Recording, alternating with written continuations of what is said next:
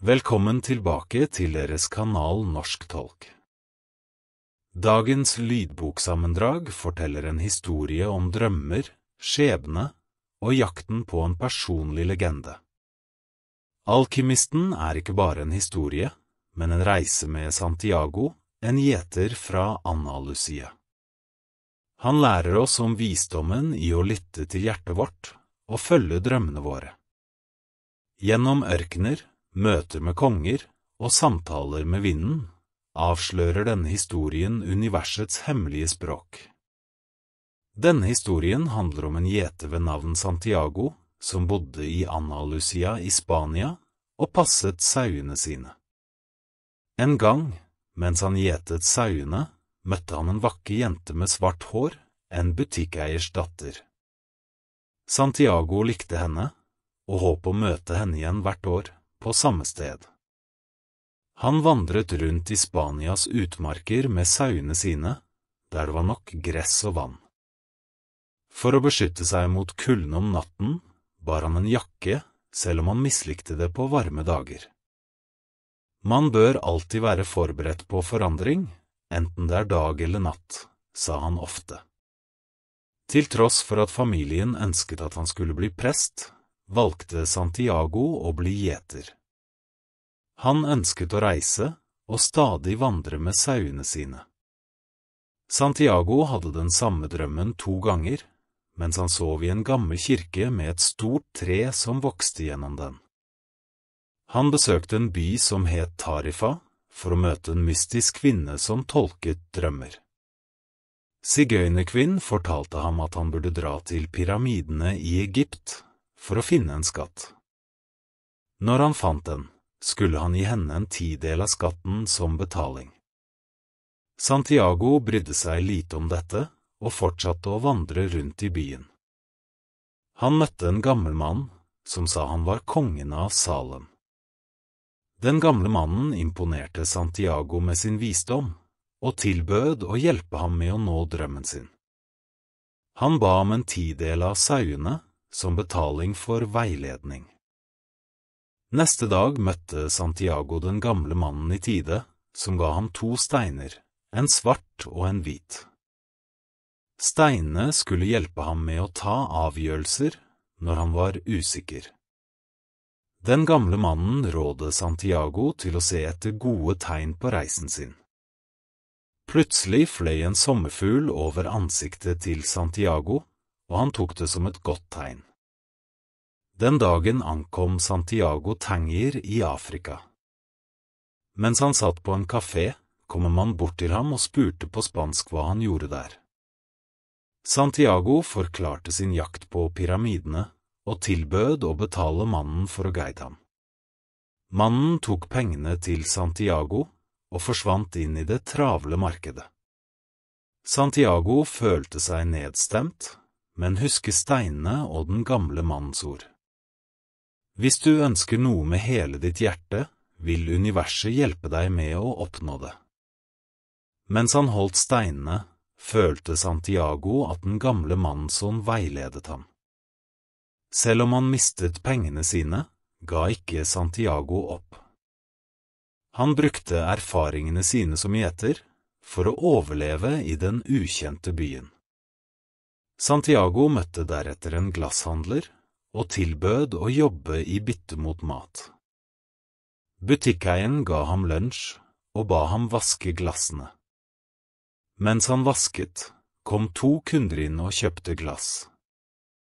Handelsmannen så dette som et godt tegn, og bestemte seg for å ansette Santiago fast. Santiago ønsket imidlertid ikke å bli lenge. Han trengte penger for å fortsette reisen til pyramidene. Handelsmannen lo da Santiago fortalte om planen sin. Pyramidene er langt unna, og du trenger mye penger for å komme dit, sa handelsmannen. Santiago vurderte å jobbe lenge nok til å kjøpe sauer og dra hjem. Men han husket drømmen sin, og valgte å jakte på skatten i stedet. Gutten ønsket å bygge et nytt skap til krystallene, for å tjene penger og dra tilbake til hjembyen sin. Butikkeieren gikk med på det, fordi han følte sympati for Santiago og hans drøm. Butikkeieren hadde selv en uoppfylt drøm om å besøke Mekka. Han håpet at drømmen til Santiago ble virkelig, selv om hans egen ikke ble det. Han foreslo å selge te i krystallglass for å tiltrekke flere kunder. Butikken gikk bra, men butikkeieren ønsket å hjelpe Santiago. Å selge te i krystallglass gjorde butikken kjent. Santiago tjente nok penger til å dra hjem. Før han dro, ba han om butikkeierens velsignelse. Butikkeieren velsignet ham, men spådde at Santiago ikke ville dra tilbake til Spania. Santiago pakket tingene sine og tok med seg de 2 steinene fra kongen.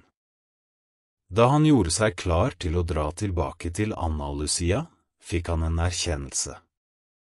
Han kunne alltid bli gjetet igjen, men sjansen til å se pyramidene kom kanskje ikke tilbake.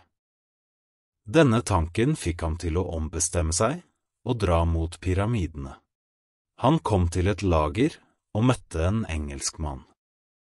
Engelskmannen så steinene til Santiago og tok det som et tegn. De ble med i en karavane til Egypt, led av en skjeggete mann. Karavanen krysset ørkenen i stillhet. Santiago ble venn med en kamelfører, og de delte historier. De innså at alt i livet henger sammen. Karavanen møtte beduinene, ørkenens beskyttere. Beduinene advarte om banditter og farer. Krig mellom stammer skremte de reisende, men de kunne ikke snu.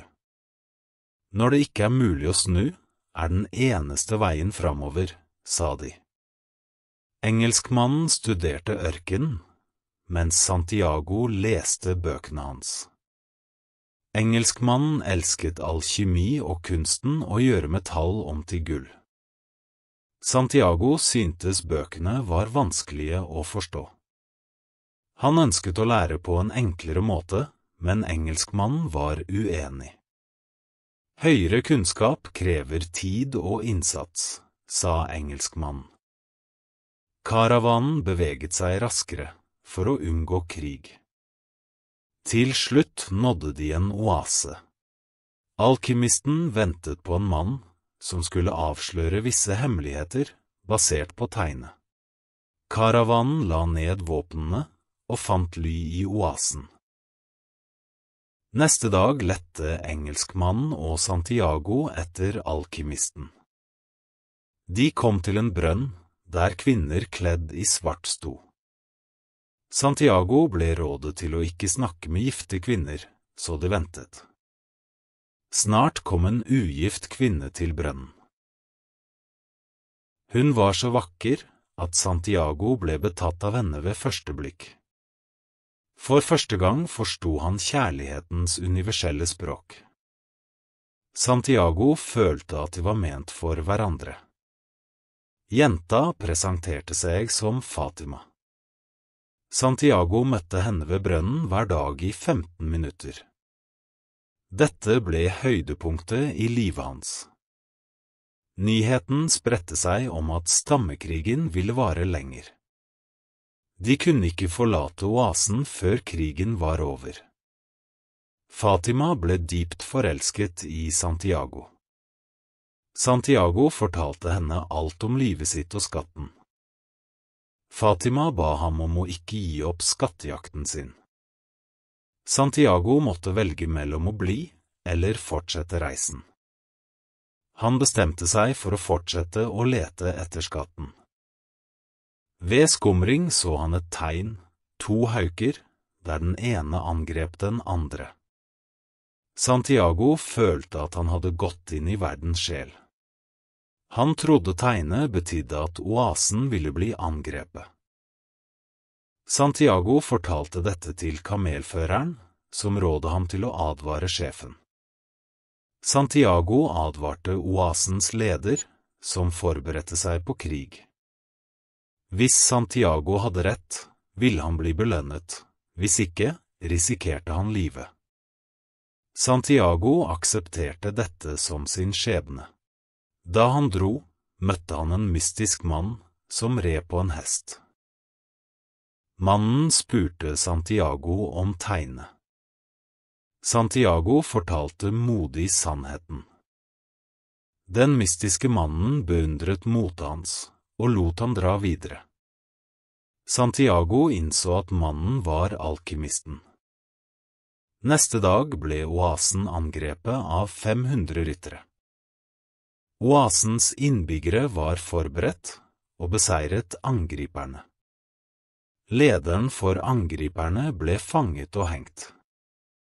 Santiago ble hedret og fikk 50 gullmynter. Han ble også vurdert som stammerådgiver. Etter slaget dro Santiago for å møte alkymisten. Alkymisten inviterte Santiago til middag i teltet sitt. Han oppfordret Santiago til å fortsette jakten på skatten ved pyramidene. Da Santiago sa at han hadde funnet skatten i Fatima, var alkymisten uenig. Alkymisten sa at Fatima ikke var ved pyramidene, så hun kunne ikke være skatten. Han rådde Santiago til å selge kamelen sin og kjøpe en hest til reisen. Neste natt dro de av gårde, med Santiago som ledet veien. Santiago var forvirret, men fulgte veien slik den viste seg. Hesten hans ledet dem til en slange, som var tegnet alkymisten hadde ventet på. Santiago ønsket å bli i oasen med Fatima. Alkymisten advarte om at han ville angre hvis han ignorerte jakten. Santiago dro tilbake til oasen, men bestemte seg for å følge skjebnen sin. Han delte denne avgjørelsen med alkymisten neste dag.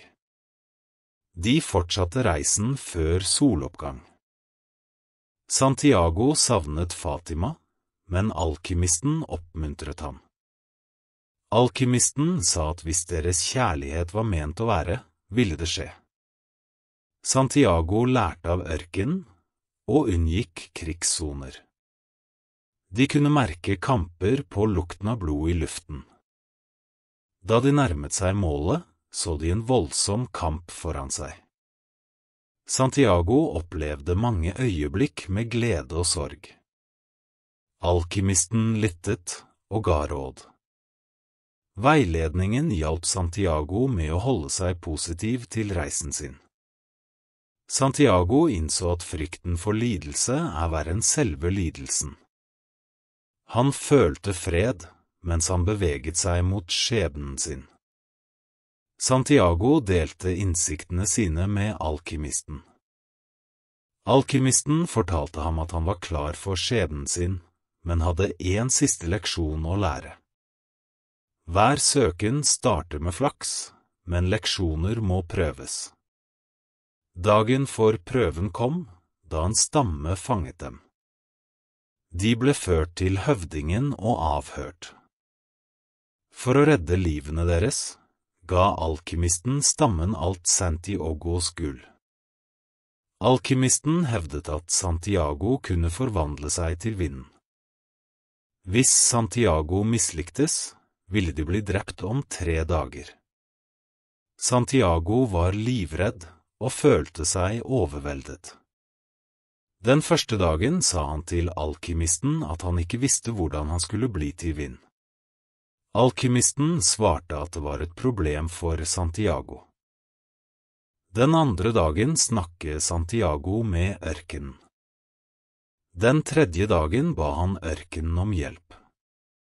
Ørkenen stilte ham spørsmål, og Santiago svarte modig. Ørkenen ba Santiago be vinden om hjelp. Santiago snakket med vinden, som også stilte ham spørsmål. Santiago overtalte vinden til å blåse sterkere. Vinden hjalp ham med å nå himmelen. Santiago snakket deretter med solen. Solen rådde ham til å be til hånden som skrev alt. Santiago ba stille og følte seg knyttet til Guds sjel. Han innså at han bar Guds sjel inni seg. Santiago forstod at alle skjebner var skrevet av en høyere makt. Denne erkjennelsen gjorde at han kunne forvandle seg til vind. Stammen ble forbløffet og satte dem fri. Vakter ble sendt med for å følge Santiago og alkymisten. De nådde et kloster og tok farvel med vaktene. Alkymisten viste Santiago en vei for å gjøre bly om til gull. De skiltes, og alkymisten dro tilbake til oasen. Santiago fortsatte reisen, led av hjertet sitt. Han nådde pyramidene og gråt av glede. Der tårene falt, så han en bille, et symbol på Gud. Han tok det som et tegn og begynte å grave, men fant ingenting. Stammefolk, som kom tilbake fra krig, tok gullet hans og slo ham. Santiago fortalte dem om drømmen sin om en skatt. De avviste det, og sa at drømmer ikke går i oppfyllelse. En stammehøvding nevnte sin drøm om en skatt i Spania. Den var begravet under et morbærtre i en ødelagt kirke. Skatten ligger under treet, der han hadde sovet flere netter.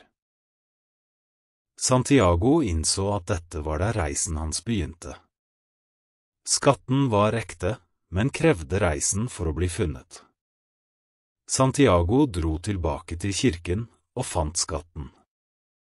Han ga en 10-del til sigøynerkvinnen, som lovet. Santiago kjente Fatimas duft, som minnet ham om henne. «Jeg kommer, Fatima», ropte han. Dette er slutten på reisen til Santiago. Historien er full av symbolikk og livsleksjoner. Noen ganger ligger vår største skatt inni oss. Vi håper denne historien har inspirert deg. Del dine tanker i kommentarfeltet nedenfor. Lik, del og abonner for flere historier. Til neste gang, fortsett å følge drømmene dine. Takk for at du brukte denne tiden med oss.